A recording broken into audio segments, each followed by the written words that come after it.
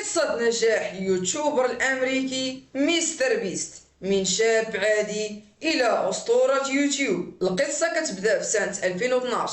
كان واحد الشاب أمريكي سميتو جيمي دونالسون المعروف باسم الحالي مستر بيست. ما كانش غني وما كانش مشهور، كان غير شاب عنده حلم واحد، يولي أنجح يوتيوبر في العالم. في ذاك الوقت يعني سنة 2012 كان جيمي كيصور فيديوهات بسيطة بزاف بحال الألعاب وتحديات بسيطة. المهم عادي داكشي، المشاهدات قليلة، حتى نقولو كاع إلا كترنا 100 مشاهدة.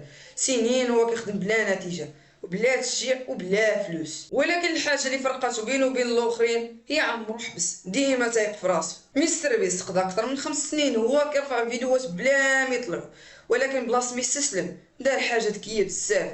بدا كيحلل في اليوتيوب، بدا كيقول مع راسو شنو كيبغوا الناس، شنو كيخلي الفيديو ينتشر، فين كيغلطوا اليوتيوبرز. وكان كيكتب الملاحظات وكيعيد المحاوله كل مره بطريقه احسن من قبل. هنايا فين وصلنا سنه 2017. مستر بيست دار واحد الفيديو غريب اللي غيقلب لي حياته. جلس كيحسب من 1 حتى ل 100,000. يلا دابا تخيلوا معايا تحسب من 1 حتى ل 100,000 وانت كتصور فيديو.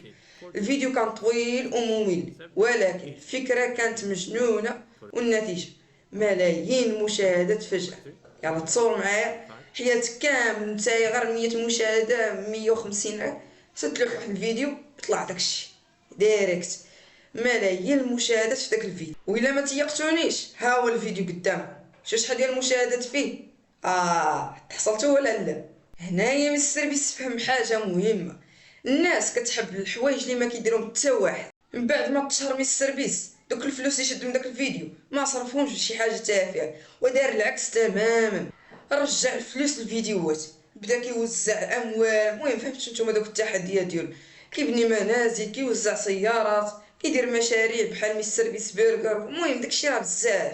كل فيديو كان كيلوح كان كيكون اغرب واقوى واكبر من ناحيه المشاهدات من الفيديو اللي قبل. مستر بيست ما كانش كيعطي الفلوس غير باش يتشهر، هو فعلا كان كيساعد الناس. الدرس اللي خصك تاخذ نتايا دابا، قصه مستر بيست كتعلمنا النجاح ما كيجيش بالسرعه، الفشل جزء من الطريق، الاستمرار زائد الذكاء المستحيل غيولي ممكن. واليوم مستر بيست عنده اكبر قناه فرديه في اليوتيوب. تصوروا معايا ما بقى ليه والو وصل 500 مليون مشترك، ولكن البدايه كانت ولا حاجه. راه بزاف ديال الناس كيتفرجوا كيخرجوا بلا ما يشتركوا، ولكن كنوعدكم الفيديو الجاي راه انا موجه دابا راه غيكون اقوى بكثير من هذا الفيديو هذا. الا بغيتي تتفرج فيه ما تنساش تابونا معايا في القناه وتهلا ليا في راسك.